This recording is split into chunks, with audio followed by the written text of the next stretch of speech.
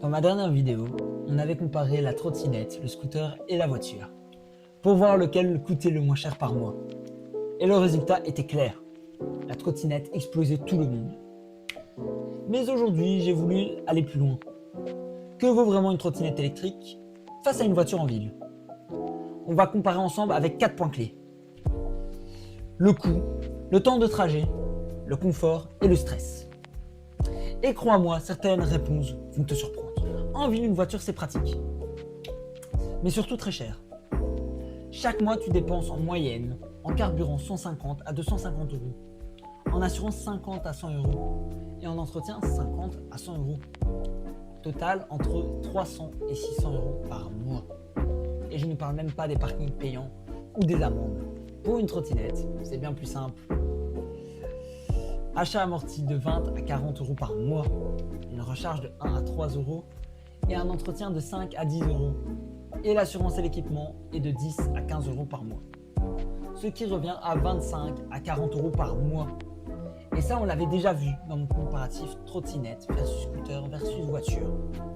Mais face à une voiture seule, la différence est encore plus énorme. Et toi, dis-moi en commentaire combien tu dépenses chaque mois juste pour ta voiture. Je suis curieux de voir la moyenne.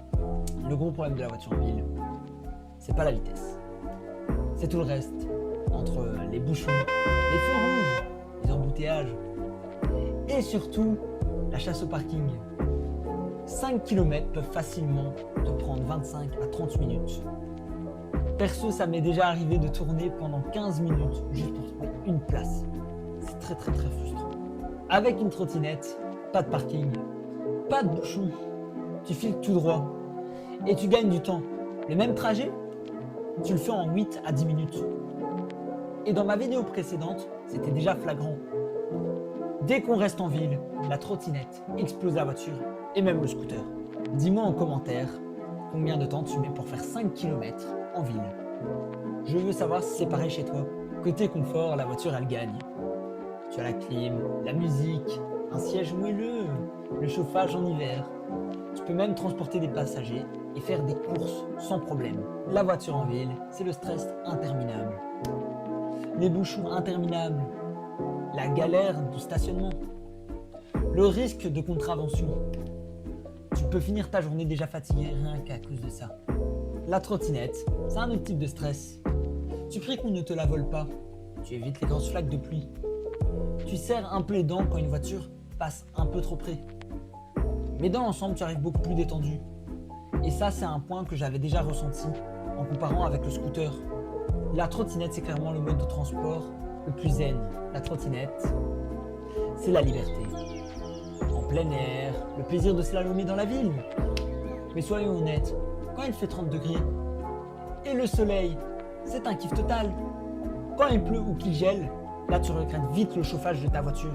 Alors verdict, pour le coup, le temps en ville, la trottinette explose la voiture, littéralement. Pour le confort, surtout sur la longue distance, la voiture garde l'avantage.